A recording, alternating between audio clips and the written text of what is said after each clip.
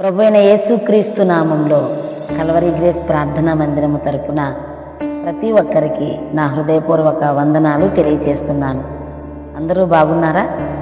ఈరోజు ఉదయకాలపు దేవుని మాట సామెతలు 14వ అధ్యాయము 30వ వచనం. సాత్వికమైన మనస్సు శరీరమునకు జీవము, మత్సరము ఎముకలకు కుళ్ళు. మత్సరము అనగా అసూయ.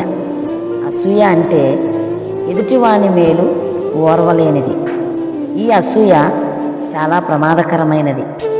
అసూయ వలన ఎన్నో నష్టాలు, కష్టాలు ఎదుర్కోవలసి వస్తుంది. అనారోగ్యానికి, అపజయానికి కూడా కారణం అసూయ. సౌలు కుటుంబం పతనమవడానికి గల కారణం అసూయ. దావీదు విజయాన్ని ఓర్వలేకపోయాడు. ఆ అసూయ అతని పతనానికి దారితీసింది.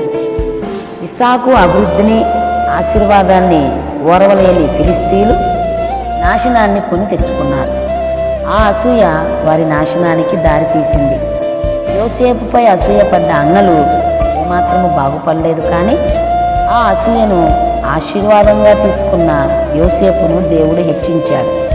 ప్రియ సహోదరి, సహోదరుడా, అసూయ వలన ఎన్ని అనర్థాలు ఉన్నాయో కొన్నిటిని మాత్రమే మనం తెలుసుకున్నాం.